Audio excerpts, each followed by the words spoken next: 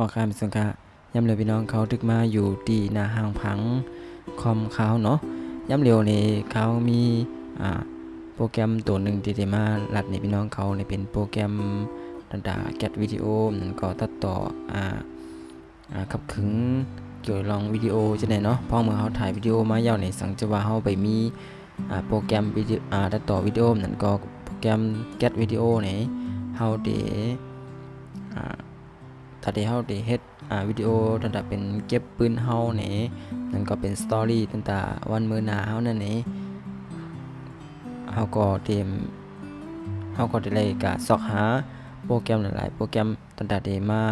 เก็บวิดีโอเนาะมันในเขาหันดีไว้โปรแกรมตัวนึงเนาะมันได้เป็นโปรแกรมที่ง่ายตัวSony Vegas ตัวนี้นะโอเคเนาะมันเป็น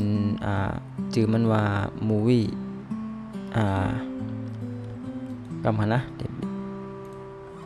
ก็ได้มาพันในเขาเอาไว้ในโปรแกรมเขาเนาะโอเคนะเขาเตรียมไว้ในโปรแกรมนี้มันได้ชื่อว่าโปรแกรมตัดต่อนี่เนาะเขามาไว้ในนี้มันเป็นโปรแกรมเนี่ยนะ Movie Studio เนี่ยเนาะ Platinum Pro 14เนี่ยครับนะมีไปแข่งมันเห็นในตาเฮ็ดให้มันเป็นอันเตมันเนี่ยเนาะมันได้มาสอนน้องเขาตากับขึงลายลงมันเนี่ยเนาะ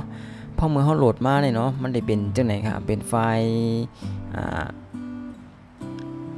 บนเฮามา WinRAR นั่นก็ RAR ให้เนี่ยเนาะพอมีโปรแกรม WinRAR ตัวในย่อนี่ซอฟต์แวร์โปรแกรมตัวในย่อนี่เฮาก็ได้หันว่ามันได้เป็นหางจังไหนหันน่ะเป็นจัง Public เนาะสอนกันไว้3อันให้เนาะโอเคพองมือมันเป็นจังไหนเฮาได้ฮื้อล่ะนี่พอมังเมลเนาะมังโปรแกรมนั้นมังซอฟต์แวร์นี่มันได้มีกักซอมันนี่ระดับโปรแกรมตัวนี้ได้มีกักซอมันค่ะนะก็เตรียมไล่เอากักซอมันมาจอมให้เนาะโอเคนี่ก็เป็นข้อมูลระดับขับขึงจะอยากเฮ็ดสร้างมันแหวกรอบนั่นก็เว็บไซต์ตั้งแต่ที่การโหลดเอามันมาเนาะนั่นจะว่าสอนได้ลงมันยาวนี่กำหนึ่งมาสังจบพี่น้องเขาไล่ใส่นี่ก็อาจเข้ามาตีทางใต้วิดีโอเขาเนี่ยเนาะเขาก็ตีมันจังว่าแนบเอาไฟล์นั้นก็เอาลิงก์ต่างๆตีก็เอามานั่นก็กระโดดออกมาเนาะแล้วก็เขาก็ตีสอนได้โหลดปันมันแทงอยู่เนาะโอเคกำในในเฮาที่มาสอนระดับไล่ลงมันอันต่างเนาะโอเคสังเกตว่าพี่น้องเขาหันวิดีโอตัวในยาวในปอไขหูไล่ลงมันนี่ก็ขึ้นกับตัววิดีโอเขาเนาะก็ได้มีไลน์กับโหลดมันมาลงระดับไว้ในคอมเฮานี่เนาะพอโหลดมาไว้ในคอมเฮานี่มันได้หลายตัวในมากนะโอเคห่างพังมันได้จังไหนฮะนี่คำนี้ในฮันนี่เป็นจังไหนฮันนะ Movie Studio เนี่ยเนาะ Platinum ให้เนี่ยนะโอเคในพอเฮาโหลดมาอย่างนี้มันจะเป็นจังไหนกันนะเฮาก็มาแตกไฟล์ปันมันกันในค่ะกันเลยเนาะพอเป็นภาษาอังกฤษเนี่ยเขานับมาเตะเอา Open มาต่อถึงอันที่3เนี่ยนะ1 2 3 4เนี่ยนะตัวนี้นะเอาคำเด็กไหนเนาะอย่างมันก็ได้แยกไฟล์มาเป็นซองทำอันเสียงดึงเนาะโอเคซองระดับเก็บโปรแกรมมันไว้นี่สังเกตว่าเฮาไว้ในไหนนี่มันพอเฮาอยากจะย้ายมาเนี่ยมันจังหายค่ะนะพอเฮาเฮ็ดจังไหนพอเฮาเอาไว้ในซองจังไหนนี่มันเตมันเหือพอมันจังไว้ลัดไว้อย่างจังไหนมาต้มเติมมันก็ได้หายกับตัวนี่ก็บ่หายกับตัวนี่ก็ซอฟต์แวร์มันก็เต็มเข้มเรียบให้ถือมันก็ลงจื่อก็ไรให้นี่ก็ได้เป็นก็ไรเนี่ยเนาะโอเคอันล่าสุดพี่น้องเขาขายรัดไว้เนาะพอสังเกตว่าโปรแกรมตัวไหนลงกว่าเรียบร้อยอันนี้มันได้มีอันปอมาระดับปัญหาอัปเดตในเฮาอยากอัปเดตค่ะนะโอเคนี่ก็เป็นล็อกไลน์ที่เป็นพังไว้เห็นเนาะโอเคโปรแกรมเฮาก็มาเปิดด้วยค่ะนะมันในซองในที่มีจังอื่นเนี่ยมีจังไหนมาทางเนาะมามีทำ3ซองอะไรไฟล์แคกมันระดับเห็นอันเป็นเต้เนาะเดี๋ยวลงเลยเฮาได้ลงเซตอัพในตั้งค่ะนะโอเคเข้ามาในเซตอัพเนี่ยนะเด็กกันไหนครับ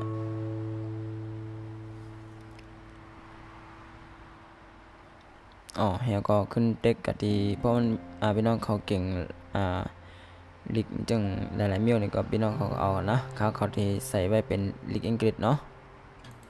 เด็กกัน1 กรัมค่ะเฮียก็10เด็กกันตั้งเหนือใน1อันเนาะ เพราะมัน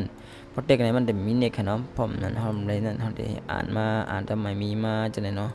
แล้วก็เด็กก่อนเนี่ยหนึ่งกำในก็เขาได้มันลาดว่าเอาทางเดียวห่างพังในไว้ที่นาได้ถอดพี่น้องคำในก็นาคอมจะไหนนะเนี่ยน้องเขาก็สืบเด็กในปันหนึ่งกำเนาะจังในแล้วก็มันก็ลงที่ใจขยามลงโจเก็บกำค่ะอันไว้ในเทิงเนี่ยมันอยู่ที่คอมพี่น้องเขาทำกำหนึ่งเนาะว่ามันลงไว้หาลงเทิงในปอสังจัวความของมันจะแห้งมันเองนี่ก็มันก็ได้ลงเทิงอินปอสังจัวแห้งมันไว้นี่ก็มันก็ได้ลงไว้อีกหนึ่งเนาะที่รัดเป็นพี่น้องเขาข่าวว่าโปรแกรมตัวไหนมันได้ใจในWindows 64 บิตเนาะกำเฮาได้ทัดถือแต่เฮาได้ฮู้ว่า Windows มันเป็น Windows หังนี่เฮาได้ทัดกันได้ครับมันเต็กกันในกำหนึ่งย้อนว่าเขาแล้วหังตัวในไว้กันตรงหน้านะเขาจะมาเต็กกันในหนึ่งกำค่ะนะเต็กเข้ามากันในซองในก็เต็กกันในหนึ่งกำเขาได้ตัวมันว่าวินโดว์เขาเป็นวินโดว์หังเนาะเขาเป็นวินโดว์10ค่ะแล้วก็ซ้ำแรมเขาจะมีอยู่4 กิกเนาะแล้วก็บิตเขาได้มี64 บิตค่ะเนาะเอาค่ะนี่จังไหนค่ะนะจะมีบอกนายพี่น้องเขาโหลดตัวเองเนาะพอเมื่อเขาโหลดมาเนี่ยเขาโหลดอันถูกมันนะพอ30เจอคอมพี่น้องเขาเป็น32 บิตเนี่ยก็ได้เลยก็โหลดเอา32 บิตนั้นก็จะโปรแกรมอันที่มันได้ลงอันนี้อาจจะม็อกที่เป็นเวอร์ชัน10มันได้เป็นอันที่เขาลงในอยู่ในนั้นเป็น14เนาะเพราะพี่น้องเขาเป็น32 บิตก็ได้เป็นม็อกPro 10 จังไหนเนาะ11 จังไหนก็เป็นก็ได้เนาะโอเคเมื่อหนังวิดีโอเมื่อหนังนั่นนะมูวี่Vegas Pro นี่กันเนาะส่วนนี้ Vegas Pro ในอัน11ในลงไหลตั้ง2 มิลค่ะตั้ง64 บิตตั้ง32 บิตพอทางตัวพี่น้องเขาไหลเจอส่วนนี้ Vegas Pro นี่ก็พี่น้องเขาเข้ากัดด้วยดีใน YouTube เขาไหลอยู่เนี่ยเนาะเตรียมกับทั้งไทยก็ไหลทั้งใต้ก็ไหลนะเตรียมกับว่าใช้เรือนแรงนี่กันเนาะโอเคนั่นก็เลขอังกฤษนี่ก็ LUEN เนาะเดินแล้วก็ LANG เนี่ยรุนแรงนะเต็มเข้าไปจังไหนก็เด็กเขาก็ไล่อยู่เนาะเด็กเขาก็ทบเขาเนี่ยก็พี่น้องเขาก็สอกหาที่เพลย์ลิสต์อันที่มีชื่อว่า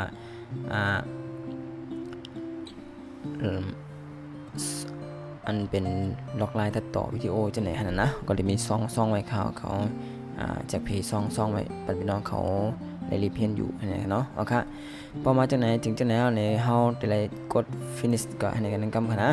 เฮา finish ก็อย่าครึ่งกลางเปิดโปรแกรมกันนะไปเปิดกันนะเฮาจะได้มาแคกมันก่อนอะไรแคกมันง่ายๆก็ค่ะเมื่อกี้พี่น้องเขาต้องอะไรจะหาว่ามันจะมีอยู่ที่ได้หลายเนาะที่โปรแกรมเฮาในก็จะมีซอกพอเฮาไปฮู้เนี่ยเฮาได้มาเทคกันในกำกันนะเฮาเทคกันในมันจะมีกันแล้วเนี่ยมันจะมีกันนะโปรแกรมเฮาได้มีได้ซีกับโปรแกรมไฟล์แล้วก็ Vegas Movie แล้วก็ Studio Platinum ให้กันนะเฮาหัวนี่ก็เฮาก็มา copy ตัวในก็ค่ะนะในไลน์แข่งกันนะ copy ก่อน1กำเฮาเข้ากับดีได้พี่น้องเขาไลน์2ตั้งค่ะเทคกันในแล้วก็เทคเข้ากันในนี่ก็ไลน์อยู่เนาะนั่นก็พี่น้องเขาไลน์เจอจังไหนก็ไลน์เทคเข้ามากันในแล้วก็ open กันในก็เลยเนาะนี่ก็ไลน์อยู่นี่ก็พี่น้องเขาก็ไลน์ใจจังไหนก็เลยนะเขาก็ดีกันเนี่ย1กำแล้วก็เขาดีโปรแกรมอะไรแล้วก็ได้ C เนาะแล้วก็โปรแกรมไฟล์แล้วก็เข้ามาดี Vegas แล้วก็เข้ามาดี Platinum จากนั้นก็มาวางนี่ก็อะไรอยู่เนาะเขาได้เทคอันเนื้อเนี่ยตั้งค่ะนะตอนนี้มันติงกันนี่ค่ะนะเอามาเทคเนี่ยติงกันนี่ก็ปั๊บ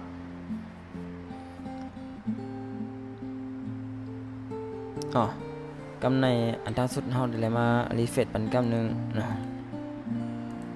ก็หมายความมาเปิดตัวเนาะในก่อนเลยก็ได้นะเอามาแคมแลบเนี่ยนี่เป็นแคมแลบเนี่ยเฮาก็มาเทคกันเลยนะ1กำเอามาเปิดตัวว่าถังมันลงแคมแลบเนี่ยอันตั้งสุดมันติดเทืองค่ะนะพอเฮาเปิดอันตั้งสุดกำตั้งสุดติดเทืองค่ะนะโปรแกรมตัวไหนนะได้รัดไว้ปาดังโซนี่เวกัสก็เหมือนกันนะครับมันได้เปิดพองเมื่อมันลงใหม่ๆนั้นก็กำเดินกำตั้งสุดที่เฮาเปิดในมันได้เทิงไว้อีกนึงเนาะว่าครับพี่น้องเขาก็ป้องใจจอมให้ไหนกันนะเนี่ยก็สังเกตว่าพี่น้องเขามีลองต้องถามสั่งไหนก็ต้องถามกันมาอะไรที่ ตั้งข้อความเขามันก็เข้ามาที่ Facebook เขาสายเดินแรงเนี่ยค่ะเนาะก็อะไรอยู่เนาะมันก็กับสืบเขากำสือพอพองมือทบตัวกันเนี่ยก็ต้องถามว่าอะไรลงโปรแกรมตัวในให้จึงคือเนี่ยเนาะมันก็ใครไลมันที่เขาให้จึงคือเนี่ยก็เขาก็ด้วยที่ YouTube เขาแล้วก็เขาก็เรียบเรียนด้วยเนาะว่าล็อกไลน์ดันกาจันออกมาไว้นั่นเป็นระดับเป็นของเฮานั่นเป็นจึงคือเนี่ยเนาะล็อกไลน์มันก็ง่ายๆกับโซนิเวกัสได้ค่ะนะเฮาได้ติดกัน1กำเด็ก8กันอันนี้เป็นโปรเจกต์อันที่เปิ้นเฮ็ดหนีไว้แต่ดาฝรั่งเปิ้นเฮ็ดหนีไว้เนาะเฮาเข้ามาที่ไหนนะ about นี่ตัวกัน1กำว่าเฮามาตัวว่าจังไหนมันฮัลโหลมันเข้มเรียบอยู่นี่ก็เลยว่ามันลงเข้มเรียบยาวนี่พี่น้องเขาก็เพราะมันมีเน็ตเนาะก็เพราะมันอัปเดตมาพี่น้องเขาอยากอัปเดตนะนี่เฮามาตัวโปรเจกต์เปิ้นที่เปิ้นเฮ็ดไว้เนี่ยตัวกันเนาะเปิดด้วยกัน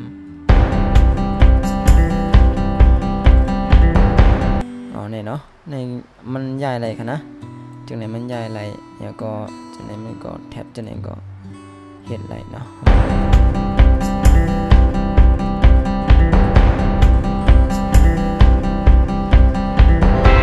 The city lights and illuminate them bright and I let it in and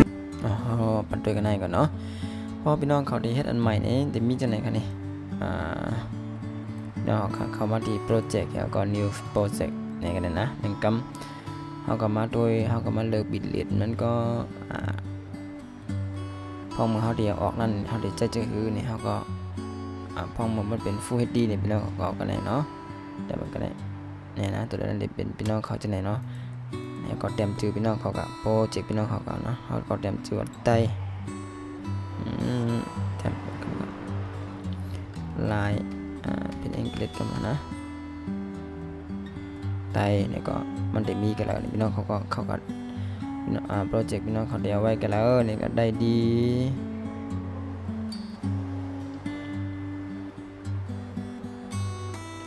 แล้วก็เขาก็ดีนี่ก็เนาะเขาไว้ได้ดีนี่ก็ได้โอเคเอาเต็มก่อนโอเคเนี่ยมันได้มีจังไหนนะนี่ก็จะเป็นโปรเจกต์มันห่างผังมันเป็นจังไหนเนาะล็อกไลน์ต่อเดขับขึงตัดต่อมันนั่นเนี่ยอาจจะว่ามีข่าวต่างเขาได้มาหลับนี้กันเนาะนี่ก็ลองตั้งแล้วลองอะไรมันได้ง่ายกับโซนิเวกัสหมดแล้วค่ะนะมันก็ตัวหนังสือมันก็เล็กล็อกไลน์แต่เฮ็ดอย่างมันนี่มันก็ได้มันก็ง่ายเนาะจะว่ามีขย้ำนั้นก็มีตื้อตั้งในเฮาได้มาสอนโปรแกรมแต่เน็ตเนาะในได้เป็นปัญหาโปรเจกต์มีเดียมันเนาะจังได๋แล้วก็ในซ้ำเป็น import มันแต่เดี๋ยวเข้ามาแล้วก็ทำลายเนาะแล้วก็วิดีโอเอฟเฟกต์แล้วก็มีเดียกรีนสเนอร์ทนเนี่ยจะได้เห็นว่านะแล้วก็จังได๋ก็ได้เป็นลายย้ายลายเก็ตอันนี้ก็ได้เป็นไทม์ไลน์แต่เดอันนี้ก็ได้เป็นพรีวิวมันเนาะแต่หากพังที่เขาได้ตัวนั่นนะมันได้พอหังมาพอนี้จะได้ก็เป็นกดไลค์เนาะราคาอันนี้ก็อะไรว่าเป็นอันเข้มแลบเนาะเราได้จำตัวเนาะเดี๋ยวจะได้มาไว้เป็นจังง่ายโซนิเวกัสกันกูเมียวขนาดนี้นะลองไลน์จะเต็มมีหังแรงๆกำนำกันเนาะก็นะว่าไฟล์มันก็ได้นำหรือจะไหนก็มันได้ก็ได้มีหลายๆเมียวกันเนาะที่ได้แรงๆกว่าในเนาะครับนี่ก็ได้เอฟเฟกต์นี่ก็นี่นะนี่จะเป็นโปรแกรมนั่นกันนะเอามาโดยSony Vegas ในฮาร์ดแวร์ที่เป็นชื่อแตกกันด้วยเนาะว่าที่เป็นชื่อเนาะต้องเด้งง่ายกันนี่กูว่าในเขาใจ Sony Vegas Pro นี่ค่ะนะใจไว้ดัดต่อเขาให้หลายๆเมียวนั่นนะน้องเขาเลยใจโปรแกรม Sony Vegas Pro นี่ก็เข้ามาเอาอะไรเนาะมันก็ได้หยาบหรืออันนั้นอีกนึงมันก็จะเป็นพอแยกกันตั้งโปรแกรมตัดต่อวิดีโอที่เปิ้นใจในลมฟ้านี่อันนั้นได้เป็น My 4 My 5คันนี้โปรแกรม Sony Vegas นะก็เลยว่าใจอะไรว่าเป็นร้องเตอร์ใจอยู่เป็นร้องถูกใจแม่นใจอยู่เนาะถ้ากลในลมฟ้าแล้วก็คนใจมันก็มีกำนำเนาะแล้วก็เหมือนกันก็ค่ะนะตั้งอันมาไกลเนี่ยเนาะจะแน่นอันนี้ เนี่ยนะมันก็จะพอห่างกันบางคือดอกลายมันก็จะเป็นเหมือนกันอีกเนาะมาตัวเนาะนี่นะมันก็จะในเป็น Sony Vegas Pro เนาะนะเป็นMovie Studio Platinum เนี่ยเนาะค่านี้ก็เป็นลอกลายต่างๆลงมันเป็นอันเข้มแดบเย้าเนี่ยเนาะเขาก็พอทำเอาเนี่ยก็ไม่เปิดกำ2ด้วยต้องได้ไว้หรือเก่ากำในได้ไว้หรือเก่านะกำ2เนี่ย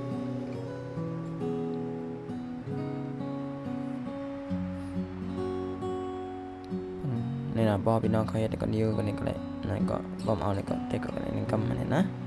นี่เอาค่ะนี่ก็เป็นอันเข้มแลบตัดลายลงโปรแกรม Movie Studio Pro 14.0 Platinum เนี่ยกันนะเก่าแรง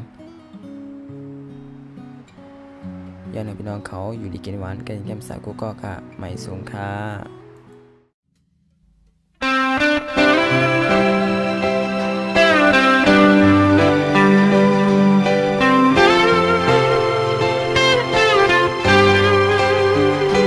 เกิดเป็นคนคือหนึ่งในทุกโซนเจอนับลือลิกลายคือเจ้าเก่าบนลิกลายในยามสู่เฮาเจอดื้อลู